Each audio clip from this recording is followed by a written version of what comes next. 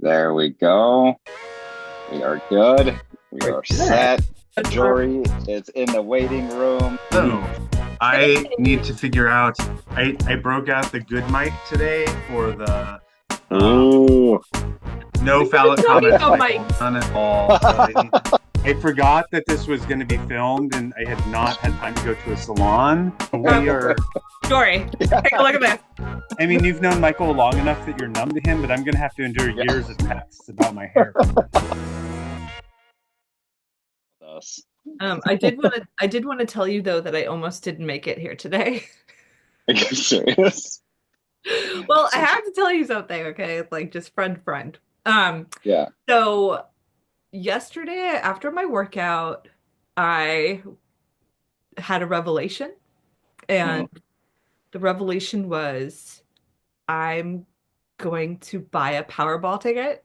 And I've like never, I don't think I've ever bought one before, but I was like, Wow. no, like I'm gonna buy a Powerball ticket. But like I bought it like it was like a life choice. Like as if I could manifest.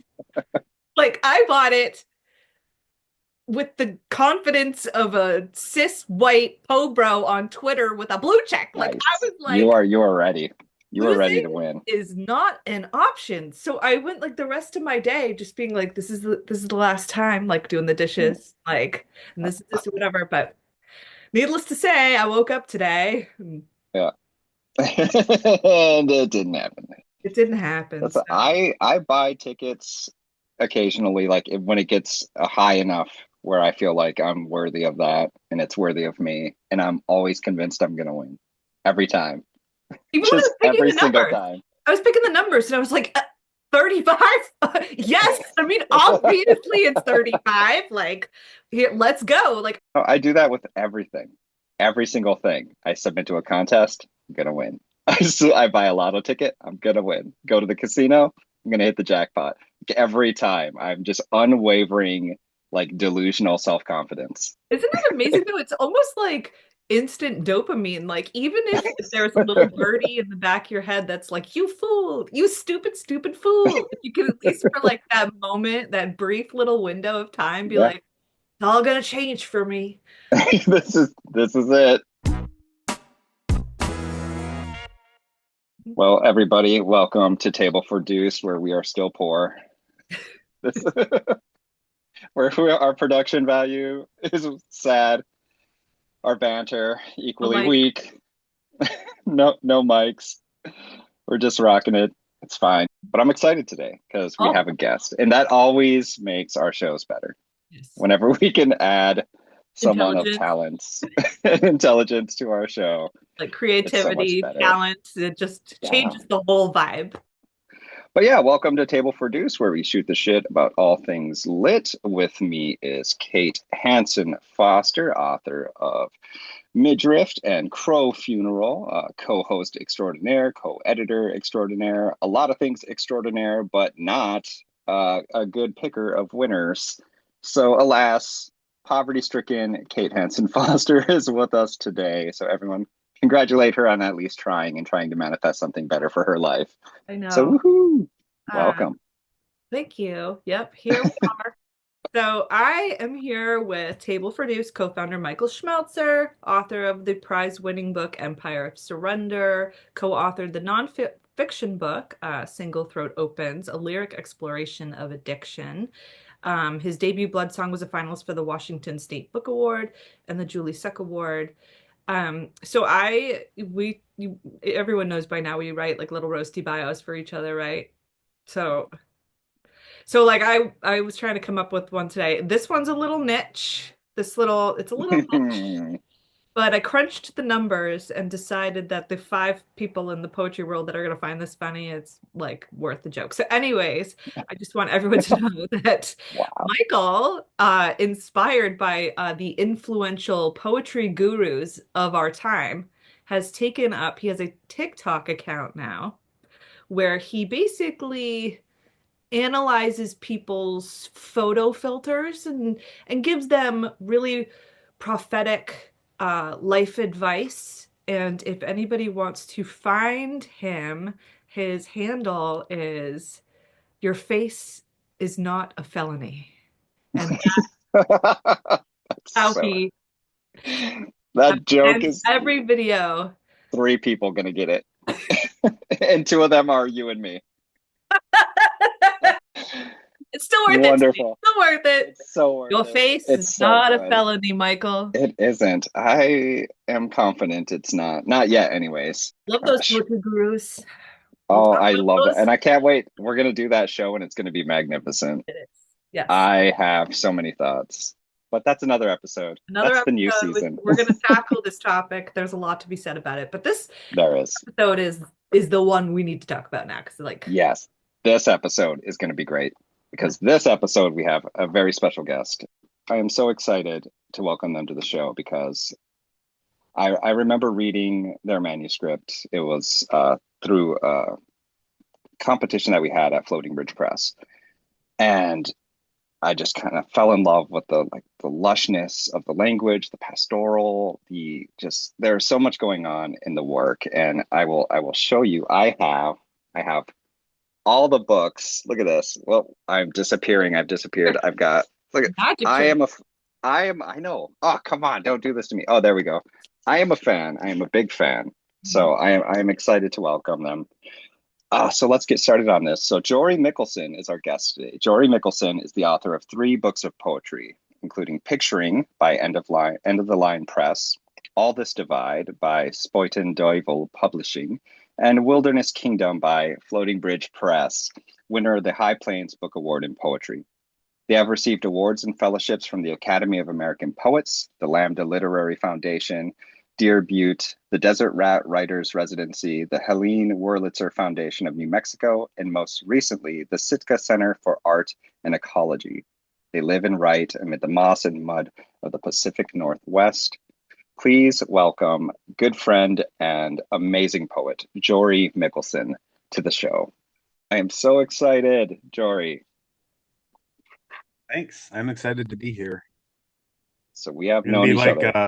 Liza Minnelli in the QVC clip where someone's like, "It's such a thrill to talk to you, Liza," and she's like, I'm thrilled to talk to you too." So I've known you for a while now, and I never would have guessed that we would actually become friends just because it's like, authors. I don't expect authors to be friends with me when I work with them. So I don't, I just don't. I don't expect anyone to actually become friends with me. It just kind of happens, I guess. So it's been so nice to we worked together on a book, and then it just from there we've done readings, and I've watched you just really get your work out there, and you do it in a way that is not obnoxious. Let me just put that out there. There are some people that are hustling and it's just so in your face and it's so gross, but you do it in this way that is just so beautiful and organic, and you are lifting up others while you're doing it, and you just have this really graceful way of putting your work out there. If anyone reads your work, they'll understand that you are able to connect queer art, queer visual art, queer writing, your own identity, your own influences and aesthetics. So I just think you have this really great way of doing all that. So I'm excited to have you on the show. thank you. I am as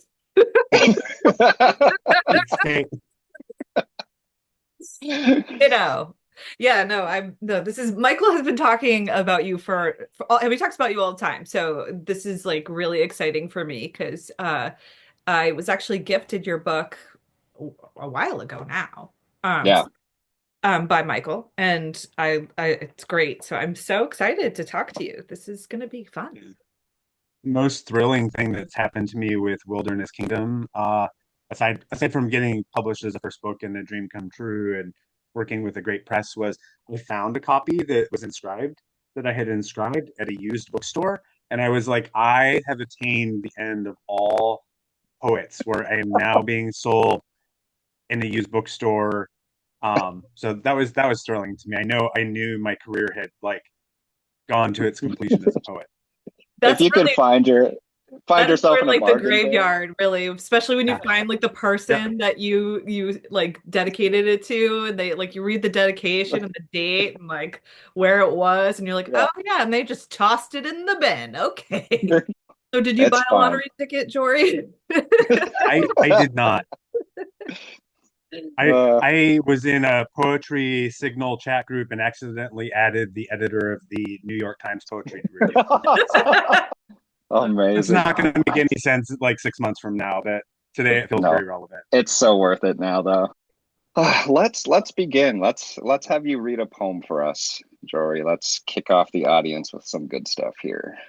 Sure. I think I'll read In Haraka al Film, and because this all these poems reference visual art of some kind, I'll read the little notes in the back of the book. I know some poets love notes in the back of the book and some despise them, but uh, I wanted to give a fair shake and avoid any like copyright violation because poets are so wealthy and can afford litigation. So Right. in Haraka al Film describes photographs of same-sex pairings taken privately in the 50s and 60s in a commercial photography studio in Saida, Lebanon by Hashem El Madani. And so the phrase in Haraka al Film, one translation in Arabic title means when a camera's film is literally burnt by the sun. In the photographic crypt in Lebanon, Studio Scheherazade, where amid the hundreds of thousands of negatives sometimes, an image will emerge of friends, lovers, or something in between same-gendered couples playing marriage behind the photographer's screen, unable to be taken into the afternoon's harsh light, the small town streets where, if exposed, all is ruined. So too in the layering of history, every Egyptian hieroglyph gives you side eye. Every Persian relief, side eye, maybe smiling. But an Akkadian never deigns to look at you at all, a glance beneath their dignity. Their eyes on some king in symmetrically crinkled robes and perfectly tasseled hair, stiff as the ceramic smocks of the Sumerian votive statuettes. The Sumerians' eyes enlarged because their eyes were watching a god, until we carried them off to some white-walled museum where they look now upon the lookers, praying their dusty prayers in climate-controlled absence. Our prayers, too, will go unseen or be lost beyond our time, the gods forgotten, and every couple a speculation. So one of the things that I just noticed with the poem, and I noticed this, I've heard you read this before too, so I have a little more history with this poem. Um, and I've kind of got humor in the back of my head. Our previous guest, Alexis Sears, a phenomenal poet. If you don't know her work, I highly recommend, but also just very funny human being in general. And you, Jory, hilarious as well. Like I was sending Kate one of our text exchanges where you said like we were talking about children ruin lives, and I was like, oh my gosh, because Kate was a little bit intimidated by you. You're a very like you seem you seem more serious than you actually are. I will say that much. But like I love the humor in this one too. And then I don't like the Wilderness Kingdom that we worked on was very beautiful. Very, I always say lush. It just feels very full, and it's a very beautiful book. And I haven't read all of Picturing, but from what I know of it too, there's a lot, obviously, of like looking and what it means to be looked at. But I do want to talk about that side eye part. I love a little bit of humor, and I feel like there's more little bits of like maybe not quite snark, but a little bit of humor and things like that. Have you noticed some more of your, like, I would say, maybe like private or personal uh, kind of attitude or personality is coming out within some of these newer works that you've been dabbling in? In Wilderness Kingdom, my first book, the majority of those poems were written over, I think the oldest one was like 10 years old, but it sort of spans my undergraduate, my MFA, and you're not allowed to have funny poems in a workshop in an MFA program unless you're hilarious. And so I feel like each book has gotten maybe not all this divide since it deals with like contemporary calamity, but definitely in Mhm. picturing um, some of that humor is breaking through, and I'm in wallowing in a new manuscript, and it's a little bananas, and I think it's hilarious. We'll see if other people think it's hilarious. But once I embrace that sarcasm is my love Mhm. language, um, it I feel a lot freer. Humor is something that maybe is more difficult to um, express in poetry, or to let yourself Mhm. express in poetry, because it's art, capital A, and Mhm. otherwise you're going to end up like Ogden Nash on the shelves of those used bookstores. I do like the poems that you sent over, and one of the things that stuck out to me is that, obviously we have these sort of like dominant historical narratives that permeate, our awareness of stuff, and this feels more like kind of opening up these shadow spaces that like illuminating them for people, like kind of these forgotten or unknown histories. I loved the idea, like the line, like kind of with the idea of like if exposed, all is ruined. Like if the double meaning there, like if the film's exposed, everything's going to be ruined. If these people doing these sort of clandestine um like sexual stuff that they can't do openly, if that got exposed, things would be ruined. I'm curious a little bit about this, like, and your feelings about telling queer histories, but also doing so in a way that very much seems art based. And I know I read a little bit your history and your bio and everything, that you come from artists and things like that. But one thing that I found interesting, which is like, you don't seem to approach your poems like in an ekphrastic way. It's more like you're using the like a piece of art or like a piece of, history or whatever it is in each poem as like this sort of mechanism to tell another story within it. So I find it so interesting. So I don't know if you could talk a little bit more about that kind of process for you. So as you mentioned, both my parents are were art educators and visual artists. My mom taught middle school art, and my dad taught a career of high school art and produced artwork. So and as the oldest child, they just treated me like a mini adult. So like I was just raised, like, look, oh, we have books of like Da Vinci or Frank Frazetta or whoever on our shelves, and paging through those as a kid. So I didn't think much of it. It's like, what do you mean you don't have oil paintings on your walls, like by your parents? So, I was surrounded by visual art from a very young age, and I actually did 3 years of undergraduate to get a bachelor of fine arts in studio painting, and then I was like, I don't want to paint 40 hours a week. Why am I wasting my life? So for me, I tried a lot of different things and eventually landed in poetry. I started a few years ago really seeing the parallels in how artists think about composing pictures and painting in a similar way to as a way to talk about poetry. And I find for myself that artists and art critics often write about visual arts and seeing and ways of thinking through an artistic process much better than poets do, at least for me. So, like, there's a book like 100 Things uh, I Learned in Art School, which is like a little gift book. But if you page through it and you read the principle, I'm like, oh, this relates to poetry in this way.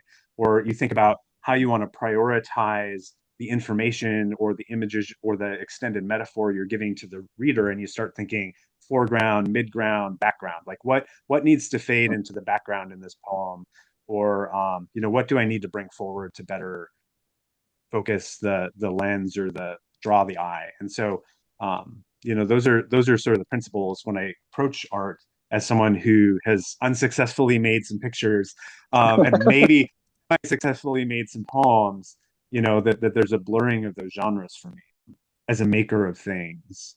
As much as I don't like that internet term, I'm a maker or I'm a creative. Um, but as a maker in both genres, I tend to like look at something and think about how is this made? What does it want to tell me? And approach it like that. But to get back to your question, sort of like there's also all these stories that happen, and you say these shadow spaces, and they really are, and most of them have. It's not that they're not known; it's that they've been forcibly removed from the record or the canon or the history.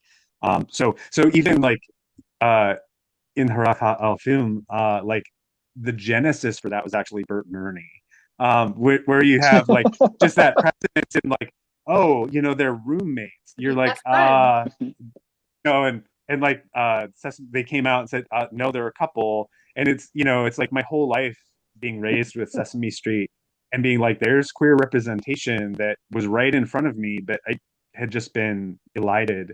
Um, that you don't come to see as an adult. And I thought about all of the other like archaeological digs, or my favorite is the Egyptian custom of painting the faces of the people who are buried. And there's clearly a male couple, side by side, and they're like, oh, we don't, they may have been business partners. And it was like, come on, they're like kissing. We cannot definitively say like if we don't have a written record from the person that said, oh yeah, we were doing each other, then we can't, then there's this, like you can't make any claims about it. Even as we like have a different historical understanding, or a contextual understanding of queerness, of desire, of orientation. Like many of those things didn't exist in other cultures and in other times in history. But it somehow made us afraid to like claim things which are clearly meant in a similar vein or have parallels, even if they're not like exactly the same, like Bert and Ernie. I love that. And you know, I have my father-in-law, he's a really excellent artist, and we talk like a lot about just like our processes as like me with writing and him with art. And he used that, I think it's like the Edward Hopper quote that's said something like if I could write I wouldn't have to paint or something like that. Um, but I think it's more recognizing like our limitations, and when you can merge mediums in that way, it sort of elevates the content. I love what you're doing because, especially now, I think about like today and Project 2025 and all this stuff, but like I love you telling this story in this poem because it sort of like just emphasizes that like gender nonconformity is not new. You know what I mean? And it's not, and it doesn't even have to be like sexual, it's like it is just how you want to, carry on with yourself and your personhood, your autonomy. I love the Bert and Ernie reference for one, and we'll probably get censored for it now, thanks to thanks to Project 2025. We're not allowed to say Bert and Ernie. But I want to talk a little bit about I think one of the things that I've seen in relation to humor is the idea of like queer joy that I think is found in some of your work as well. And I would like you to expand on that and maybe talk a little bit about, are there artists or poets that you are currently reading that kind of express that, or how are you influenced by the idea of queer joy as resistance? That feels like a tougher and tougher question these days. Um, I, I think, and I'll only speak for myself here. I won't speak for in a general way, but as a person who identifies as trans and trans non-binary, um, trans people are often defined by the medicalization of their process or their gender dysphoria. So like I'm in the wrong body, or my outsides don't match my insides, or like we live in this binary system where there's not much representation for non-binary people with regards to gender. And so often trans people get defined by a lack or an incongruence or a not fitting in. And all the narratives that we have are kind of like about gay men during the AIDS crisis, where it's like, oh, like let's watch an uplifting queer 90s movie about gay men where they either die of a drug overdose or AIDS, or they accidentally are doing sex work with a relative because they didn't know, or a combination of all three of those things. And that was like the predominant narrative of the mid 90s for queer film. Um, Not that they weren't great films, but they just didn't seem to be able to tap into like happiness, or it would seem like in the face of the AIDS crisis, like joy seems so beyond it. And so I feel like the same way with trans people now, trans youth, like 40 to 60% have like contemplated, completing suicide, uh, or, like 80% have experienced bullying, based, on their identity. And so that's the story that gets told, but we don't get the story about gender euphoria.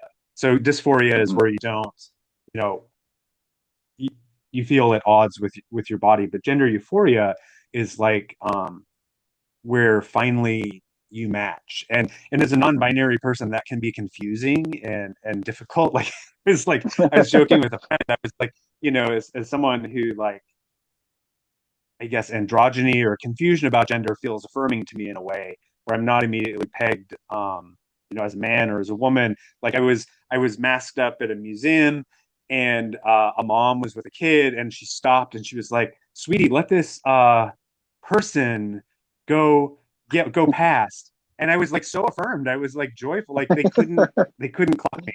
So that was like Person gender euphoria for coming me. through. I'm sowing confusion. Yay. But like what, or like sometimes, like in a men's restroom, I get like the angry man look from someone, and I'm like, why is my gender euphoria like in a threatening? I could be physically harmed, but I've just been affirmed in my gender. Like, what the fuck are you doing here?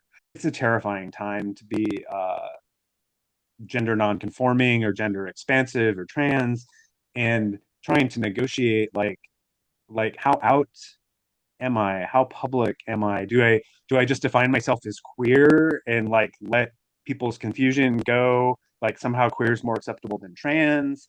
And so there's a lot of negotiating, and it can be really easy to lose joy. And so like just the fact that, I can say I'm trans non-binary, um, is a form of resistance. Is that joyful? I don't I don't know, but like the fact that I'm going back and seeing like gender variants like in the ancient world, in the 1800s, like the Victorians, they were so uptight, and like the Victorians were pretty filthy if you know where to look.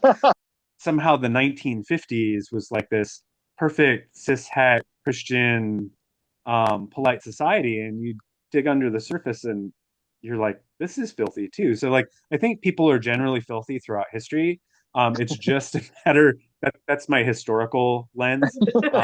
There's joy, for people, for all kinds of people. And the fact that I can look back and see that someone or something like me existed 100 years ago or 1,000 years ago is affirming in a way that I feel like we lose in our contemporary, culture, because we're caught up, in like 4 crises a day in the news, or like yet another executive order against transgender people, or like the whole platform for the Republican Party in the next midterm is to like a week before the election, our president's saying like bring up trans people to villainize them because you'll win. It can be really hard to like have any hope about the future in that. And so, um, part of it is exploration and art. Part of it is looking back at the long game of history. Part of it is community. Like being around other people and creating those spaces. It's a matter of survival, but much like our culture and the for queer people in the 80s and 90s, there's also joy. There's something freeing about being illicit or illegal or criminal. That there's the phrase "be gay, do crime." But it's like what do you do when being queer is a crime? Right. then the the stakes are so high. It's like, well, I might as well express my gender. My gender is like Sylvia Plath and Anne Sexton drinking martinis, fighting over George Starbuck. That's So my like, gender. if everything's illegal, then really, like, what does it matter? It gives, like, there's a heady, joyous freedom when all of your options are bad options. So I know that you mentioned how you use when you were looking at visual arts, you start thinking about your poetry in a different way. You think background, foreground. Um, have you noticed that your poetry informs the way you look at visual arts? Like when you go to a museum, do you find that your creative writing affects kind of the way you're looking at a portrait or a abstract or things like that? Yeah, yeah. I mean, the great gift in thinking about visual art and shaping my view on poetry is um, as an early writer and reader, it was very easy for me to dismiss things. It's like, I don't like that. And Mhm. that might be like something like flarf or like whatever like concept. Like, I'm not. I'll just be honest. I'm not a huge fan of conceptual art because I can read the little placard and or read an article Mhm. or a critic and be like, that's interesting. But the art Mhm. on the wall leaves me dead. Like, Mhm. you're working out your idea, and poetry, some poetics are much the same way, where it's more about the working out of a theory or an idea or a process on the page. And before, I just had a tendency to like, nope, moving on. But arts in a way is like, nobody says I hate painting. Not a single person I know says I hate painting. Like, they Mhm. may hate some kinds of painting, like, Mhm. but you know they eventually find a genre of painting that appeals to them, even if it's going to be the Impressionists. Like, my mother is obsessed with the Impressionists, and I'm like, all of their eyesight. That's the only thing I have to say about the Impressionists. Like, they didn't have like good glasses in like France in the 1800s. That's or the early 1900s. You're like, everything's But fuzzy. That's the way it like, was because I can't see. right. But she loves it. And so, like, Mhm. she's found her genre. And I feel like poetry can be the same way, or that now, as a more mature, advanced, experienced reader and viewer, Mhm. that I can sit with poems and be like, how is this making me feel? Why am I reacting this way? What specifically is turning me off about this? Which has been a great study to like learn about my own aesthetics. And in this new manuscript that I'm working on, it's a book length poem in sections Mhm. about a 20th century American artist. And that's all I really want to say about it right now. But in looking at this artist's techniques, their artistic techniques and processes, and some of the work that they've produced, I've started like inventing forms, poetic forms based on those processes. And so like I'm starting to think about poetry like, if you were going to turn Van Gogh's Starry Nights into a poetic form, how would that work? Well, you might need to know how Van Gogh went and painted that painting first as like an underlying principle, or like to make a set of constraints. And so, I have a couple of forms that I've been sort of reverse engineering from artistic processes. So yeah, that Huh. it's been really interesting to do it that way. Sometimes it feels a little unhinged, like how deep can I let this obsession go? I think it's Huh. fantastic. Uh, like similarly, I've been exploring like a lot of color in my writing, and like I met a new friend, and I was like, I don't know why I'm just like obsessed with this book on color and the meaning of color and symbolisms behind different colors and stuff. Like, you mentioned the Impressionists, and one of the things that I thought was like so interesting about Impressionist painters is that like their shadows were never like black or gray. They like painted them purple, and it was Hmm. kind of like the same color you see when you're like looking out the window, and then all of a sudden you've got this like stamp in your eye vision of, this purple blob and everything. And so I think about like writing in that way, of using color, that it was like, I'm talking about this friend of mine, and I'm like, she said her color was brown. So I'm trying to write like a poem for her, and it's like, how do I like write Martha and Brown? Like that it's like approaching the page and the words, but like as a painter, like I'm gonna write you in brown. I have a good Well, friend with synesthesia. And Oh, she said letters are actually different colors to her. And so as a gift to her friends, she wrote our names as visual, like how she the cross wiring in her mind, like how she saw our names as fields of color, which was super fascinating. I used to have a professor who had synesthesia, so each name would have like a different texture. So it was really interesting. Like certain names would feel smooth and round, other ones were spiky. So I was just like, it's such a fascinating thing. The brain is so interesting. Yeah, when you cross those wires, like, and the Oh. possibilities, I guess you could say artistically of crossing those wires and like intentionally.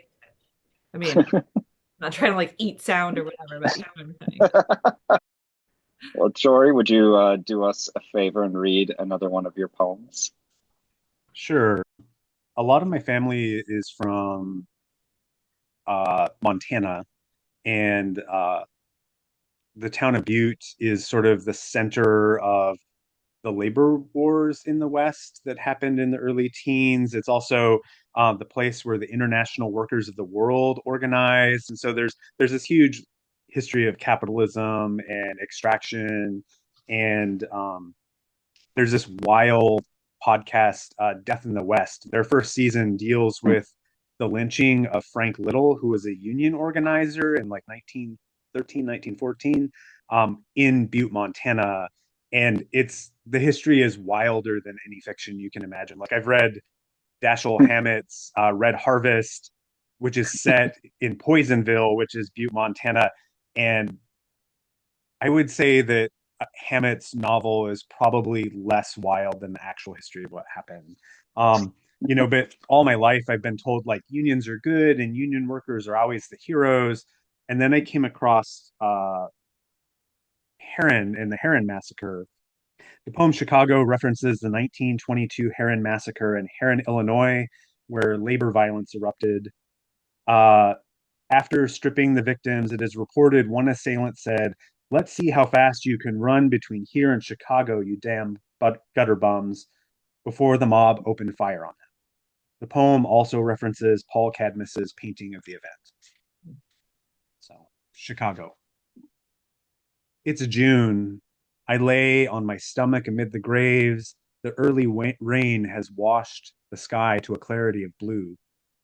I am remembering how we used to race when we were young, yelling, "Let's see how fast we can run between here and Chicago," a word we used to mean almost anything we didn't know the meaning of.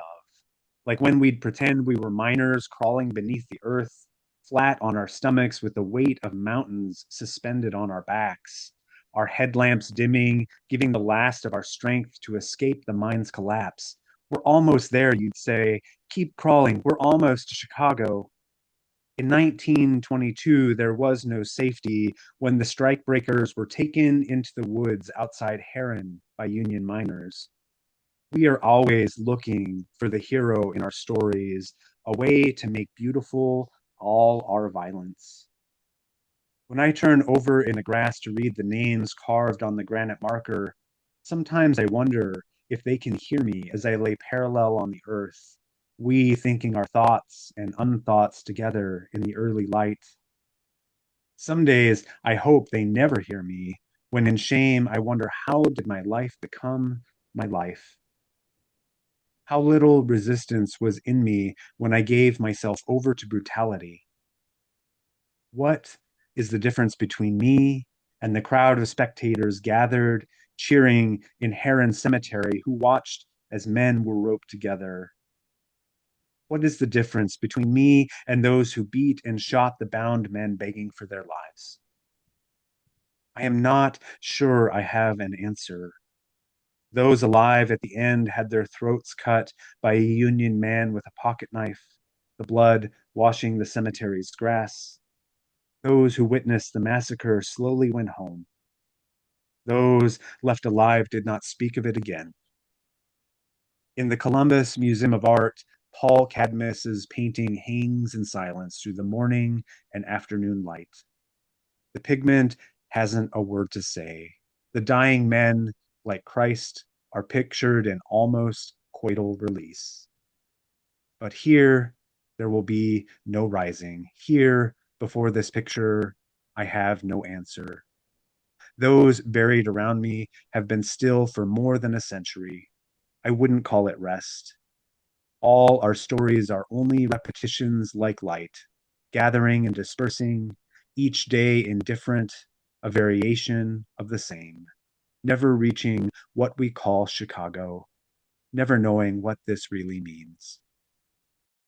The line, we are always looking for the hero in our stories, a way to make beautiful all our violence, sticks with me so much. I think one of the great things that you do in general, I think, not just in your work, but I think knowing you and how you think is more, there isn't always the easy answer, there isn't always the easy narrative. And I think that sort of interrogation that you do is so wonderful in your work, and it comes out so much in your poetry. There's a little bit Thanks. of I think innocence in this too, and there's a little bit of a playfulness, I guess, when it comes to like I relate to these like kind of local colloquialisms where like we have like trot to Boston and like things like that, and like just but like I love that this idea of like, oh, like maybe we'll make it to Chicago, and then, like there's so much innocence in that, and then but also kind of like when innocence comes up against some like a really difficult, horrific historical event, and kind of that the way we sort of make sense of that, and it's complicated. I think we've talked about that in the past of like how when you have like a violent history to make sense of that, sometimes you need to approach it with like a little bit of lightness or humor, or to somehow soften it in some way. I want to know your thoughts on the painting because I kind of felt like, okay, like, is Paul Cadmus like a bit of a troll? Like, did he like even describing it, like pictured an almost coital release? I mean, it is definitely a bit of a sadistic painting, like sexual and kind of. I don't know if that's the reason why, because didn't like Time commission the painting, but then refused to print it. And they said it was because they didn't want to paint unions in a negative light. But I think the truth is probably like the actual body of the work, which is like, I don't know, it has a little bit of like a homoerotic nature to it. Do you, I mean, I mean, am I wrong? let's be clear. Almost everything Paul Cadmus paints is a little bit horny. Even like, and it's always like, he had to paint. He was a super popular artist, and he had to most of the work that the public sees.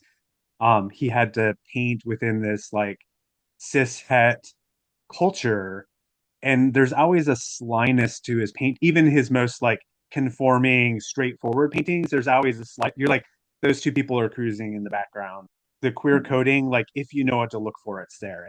And the Heron Massacre is absolutely homoerotic. Like, it's almost like Tom of Finland might be a comparable example, although Tom of Finland is very like there's nothing sly about Tom of Finland. It's just like S&M, bikers, and Yeah, just like in your face. except the difference between us and Finland is Finland puts Tom of Finland on their national stamp, and we can't publish reproductions of a slightly homoerotic piece that. It just was fascinating to me that it was like, okay, this horrible violent tragedy happened. Can we commission you to paint a piece about it? He was like, oh yes, you can. And I was so like, I'm wondering if it was just like kind of being a little bit trolly with it, but also kind of when you read the note, I didn't know that part where they actually did like strip some of them down, and so it could maybe like exposing a little bit of the truth of like sort of the sadistic nature and power dynamics and things like that. So it could be like a little of both, I guess. Power is always its own form of erotics. Like, I just like all we have to do is look at our current administration to see how power is sexualized in so many ways. Um, you know, whether that's through misogyny or transphobia or, you know, ableism, or like what that power Mhm. dynamic. Um, there's definitely an erotics to it. Yeah, that the whole dynamics of like humiliation that kind of goes into some of this language is its own thing, and papers could be written about it. And I had a question. You brought up the if you know what to look for type of thing. You were talking about kind of people cruising in the background of a certain painting. I was wondering, it's the if you know, you know type of instance where you're communicating to a certain audience, and if, people are outside that audience, they might not catch it. Do you often think of audience when you're writing your own work?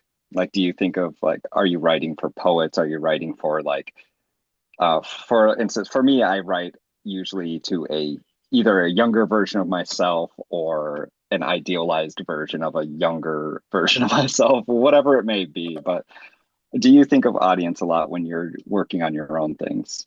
I think I was more aware of audience as an earlier writer, Mhm, but I mostly try to follow my obsession or try and follow the poem these days. And that isn't to mhm. say like, I'm ethereal or whatever. I think there's definitely you definitely have to consider audience. Like I toured with All This Divide in like rural Idaho and rural Montana, and I cannot do that with picturing. It's an entirely different audience. Like I wouldn't be able to go into a town of 400 people in rural Idaho.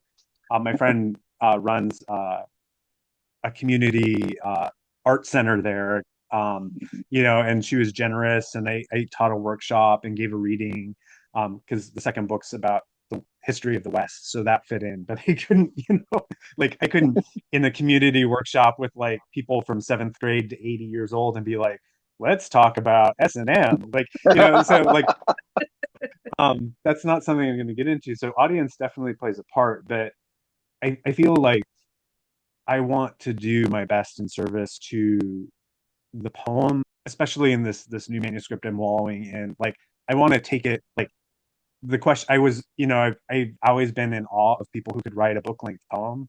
And I was like, Mhm. finally, I was just like, I feared this. Let's try it. Like, what do I have to lose? Like 5 years of my life? No one reads poetry anyway. So who cares if no one ever reads it? That's the spirit. And like to just right. I've been a maximalist. I've never like I've always like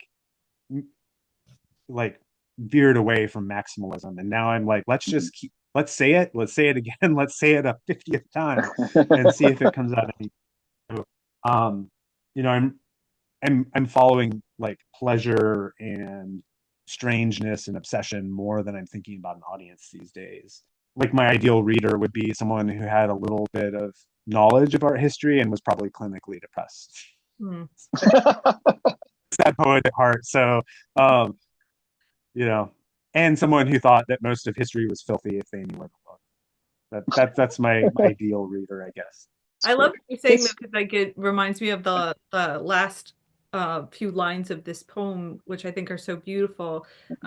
All of our stories are only repetitions, like light gathering and dispersing, each day indifferent, a variation of the same. And I think that kind of what you're saying is like, why not just like go back and like approach something over and over and over? That there's like kind of revelation that can happen in repetition and sort of embracing our own redundancies to see like what could maybe spring out of it. But it's just a beautiful way, I think, to end the poem because it's especially with not to circle back to this poem. I know we're kind of talking about other stuff, but just I think by telling this story and and leaving it in that way of because like the story can happen again, it probably will there are variations of this story that still happen that are going to happen. um and what do we make of it, and how do we sort of exist alongside these really hard violent events that take place. I also think a little bit at the end of the poem when I was in getting my MFA at the University of Idaho, um, in Eastern Washington. I used to haunt like junk shops and antique stores and thrift stores, and I found um, a journal, like a little calendar journal of someone I'm guessing was a woman in the 60s. I think it was like the date on it was 64. And like every day she wrote something down, even if there was nothing to write down. And so there'd be pages of like, nothing happened today, nothing happened today. It's still raining.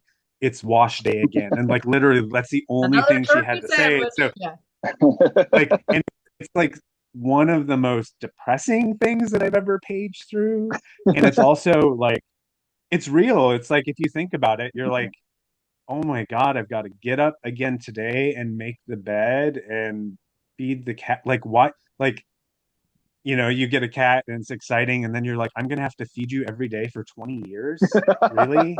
Your life can easily become like the same chore list Mhm. over and over and over. And like when you look at the enormity of that until you die, that's not real.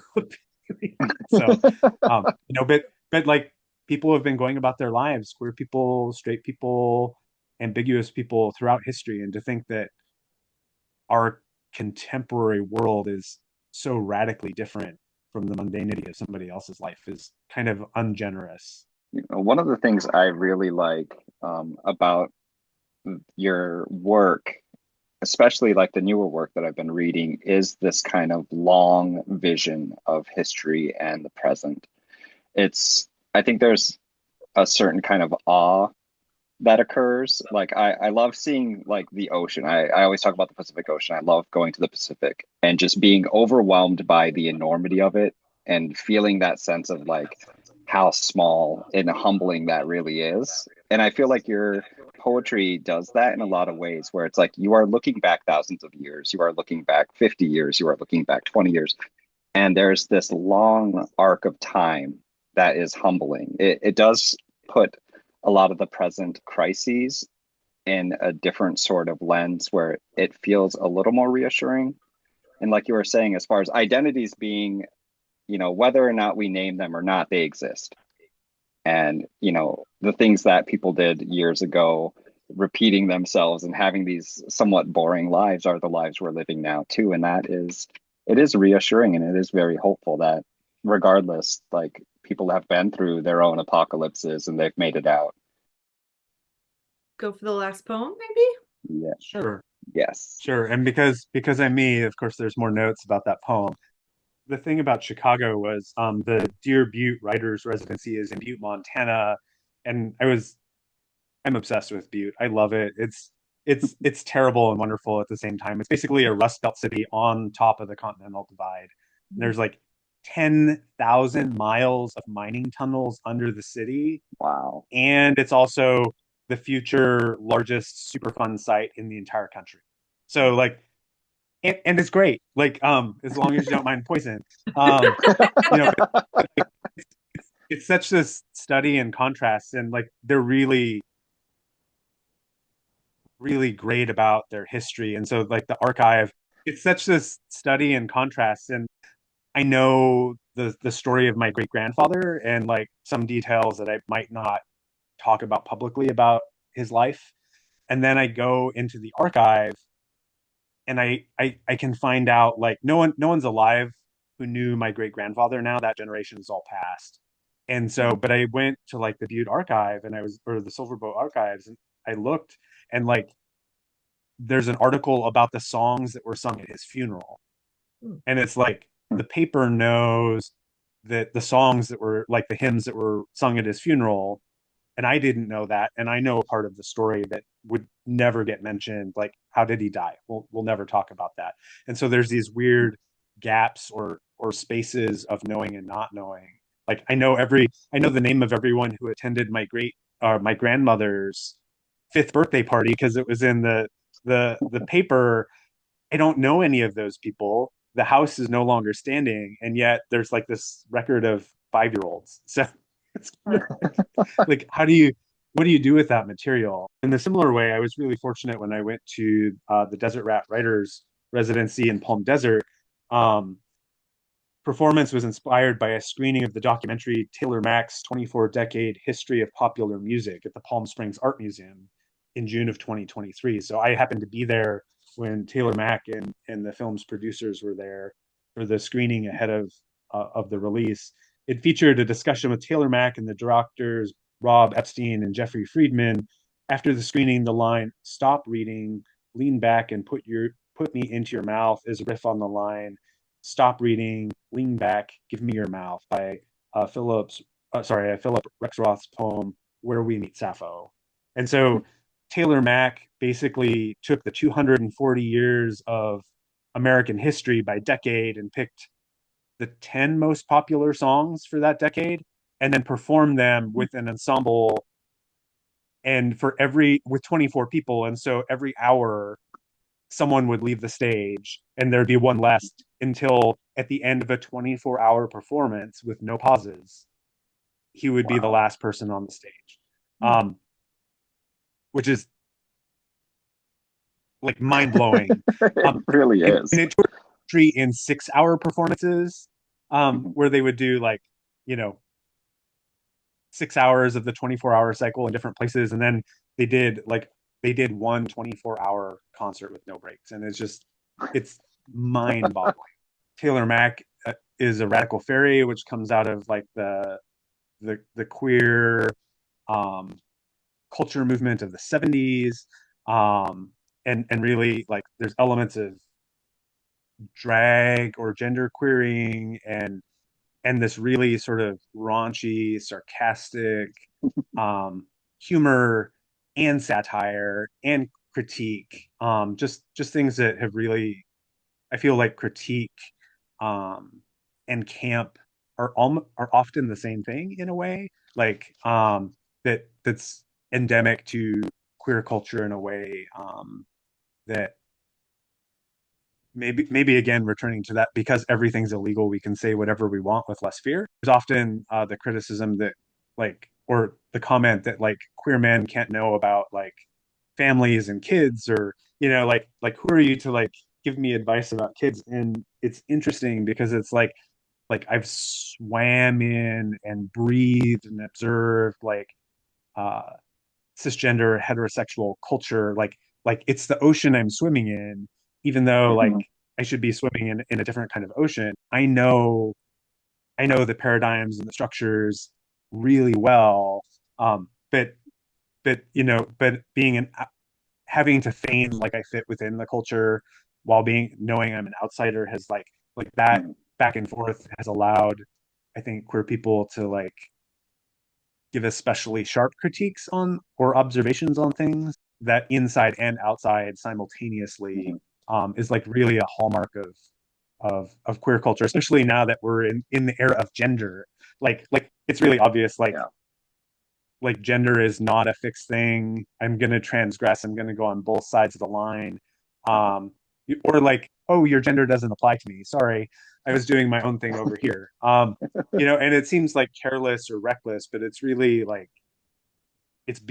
and a lot of that is in Taylor Mack's critique, even while he's giving this extravagant popular music performance of American history. There's so much that gets said just in the performance after Taylor Mack's 24-decade history of popular music. A queer body might become a metaphor for America, though not an unironic patriot. Revenge of the dandy. I am asking you to move closer to our queerness with empathy. Can you spare some joy? Now is the time for you to get serious, a little ridiculous, and embrace in this performance. It is the audience which is sacrifice. Because every hour we lose someone. Every minute we fall in love, then someone is gone. What does it mean for an audience to commit to this queerness, to art? This is what it's like to come of age during any plague, always to be afraid that even as we find the center, we too will have to leave. Some of you will denigrate me. Go ahead. I've learned how to suck sweetness from its bitter fruit. There is no way to study for this examination of our collective conscience. I am letting you into my dreams. I want to leave myself, to not come back. It's the artist's job to dream the culture forward, make sense in larger, more radical ways. Stop reading, lean back, and put me into your mouth. We'll sing with a single voice. Art is the act of unmaking the line between you and I. I was debating on whether or not to say this, but Michael and I, like a few episodes ago,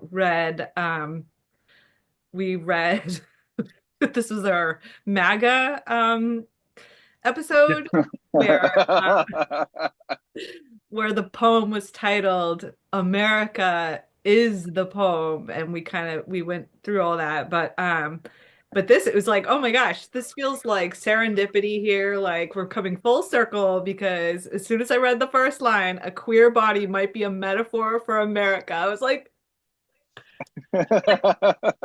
let's go. Like it's like a rebuttal to that poem. Please don't have that mini episode where you No, like no. all in. You call us both and then put us on the line together. No. No, we're not doing that again. We're not going into that hole. We refuse. We went into the belly of the beast and just barely got out alive. So we're not going back there. But I do think it's interesting, just the perspectives and this idea of how we align ourselves. And well, also, like, because we've been talking about art and poetry and this and that, but now it's like just like a whole nother layer here, and of bringing music into it and kind of examining again, like through this kind of lens of like seeing history through these pop songs. I think the easiest way to sum up the critique of that America is the poem was that it's so one-dimensional, right? Exactly. And this one, like, your poem here has elements of humor. It has the critique built in, but it's not an ungenerous take. There is openness to it, and there's humor to it. I mean, Revenge of the Dandy is a line that had me laugh immediately. Just the it's not a demanding poem. Like, I am asking you to move closer to our queerness with empathy. I mean, that kind of beckoning there's such a like sweet vulnerability there. I do want to ask a question about a craft element question. Like, there's a lot of like indentations and things like that, and that's something that I don't use often in my own work because I don't understand it. Sometimes it just feels like I've only done it maybe a couple of times and it felt like it worked, but otherwise I'm just curious about your process of writing this poem and how you use the spatial elements of the line.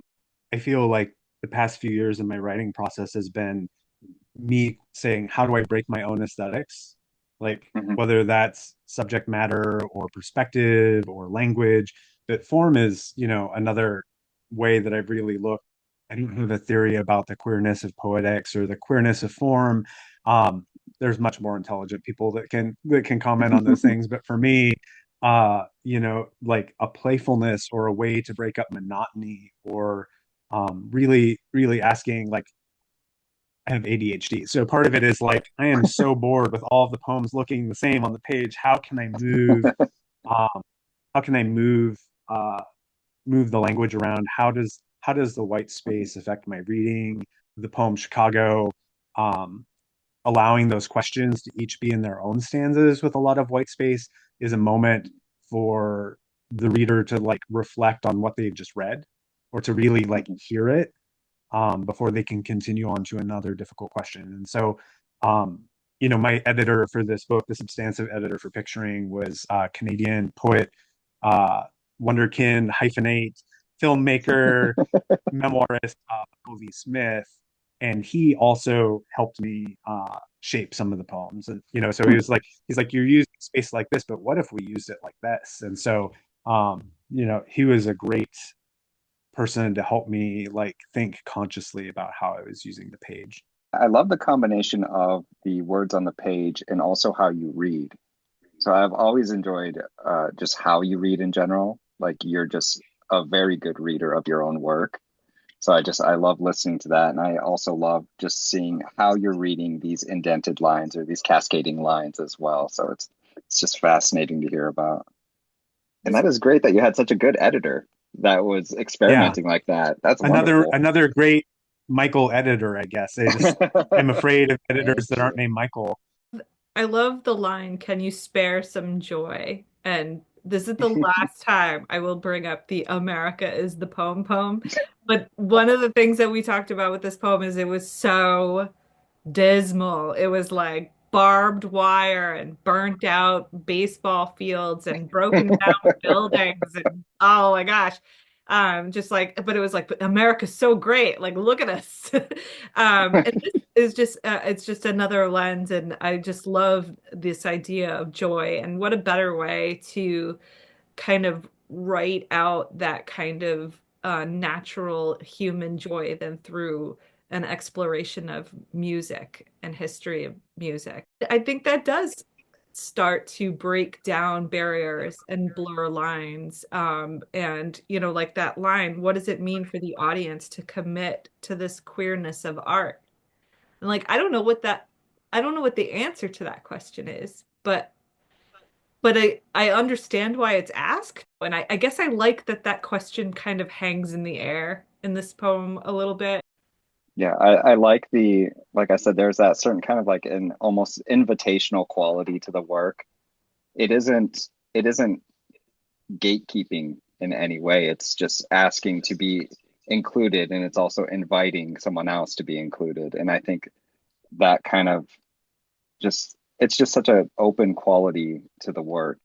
And the line, "I've learned how to suck sweetness from its bitter fruit," is I f feel like once again is one of those lines. It's like it's a line of survival, right? This is how we get through these things, and no matter what is happening, we will have to find ways to get through the next day, get through the immediately boring day of, like you said, like taking care of the cat. Like, here we go. I'm going to empty this litter box once again, but I'm going to do it in the midst of, you know, just crashing economies and democracies. But I will take care of this cat, and I will love our animals and kids, and we will go through this.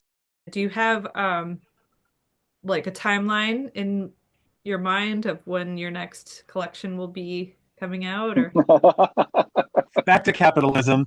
Uh, we, I my second book came out in April of 2024, and Picturing came out in the end of January of 2025, and I was so exhausted. And the End of the Line Press is fantastic publisher in Canada. They were like, "So, what are you working on right now?" And I was like, "Check with me in 2027." As an artist and a poetry hustler, like I can write, I can promote a book, or I can submit new work. And those are like the three things. And realistically, I can only do two of three things at a time. And so I was promoting the books or bringing them to market or hustling them. And I'm working on this new manuscript. So I didn't submit new poems, like, which is its own obsessional cycle for me, for like a year. Which can feel dangerous if you're not in the milieu. And then I'm like, it's poetry. Who cares? No one's desperately waiting for my next poem except my mom, so she can like it on Facebook.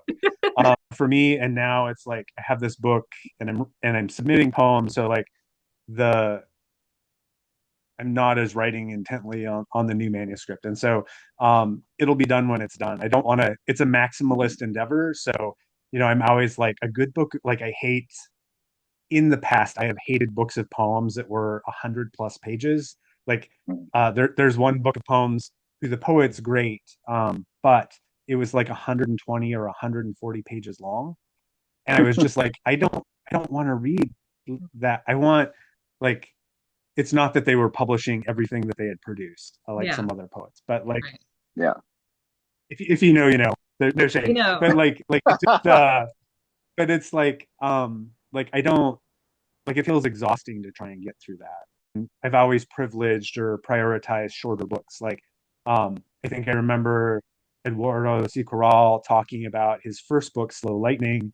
He kept cutting and cutting and cutting, and finally Carl Phillips, who had selected his prize for the Yale Younger, was like, "You need to add some poems back in, otherwise you're going to have like a 4-page book."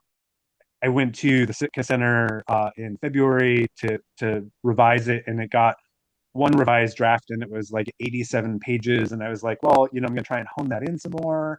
and then I left, and it was 20 pages long. So it's clearly worth it.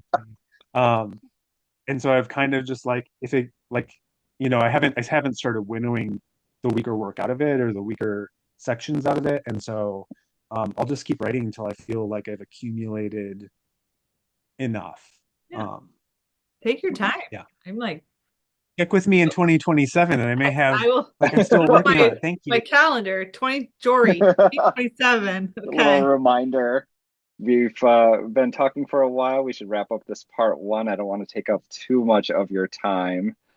So, but thank you so much for coming on the show. Thank you so much for submitting to the seat. Oh my gosh. Everyone, Jory has a poem up with us at the seat, which you can check out. We'll link to that. Phenomenal poet, hilarious person, just a great all around just presence in my life. So thank you so much for being my friend, Jory. Let's be honest.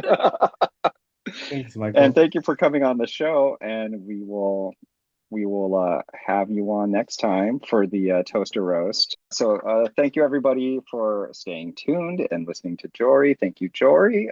If anyone has any comments or questions, if you want to talk about how America is the poem. No, we don't want any of that. No more. Feel free to email us. Come on and troll me. I'm ready for it. I read all the comments. Feel free to email us at table4deuce@gmail.com. We will respond. We'll read critiques on air because that's funny. So just let us know what you like, what you don't like, and we'll see what goes from there. So good. Until next time, thank you, Kate, for your editorial skills and your presence. You're welcome. Also for being my friend. All right. So until next time. All right. Bye. So. And it's us too. Back to back to the low point of the show.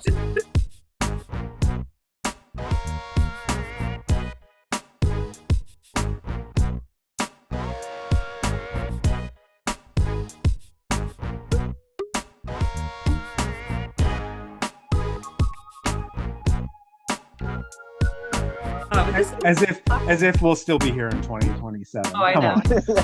Fingers crossed we all make it. Let's go.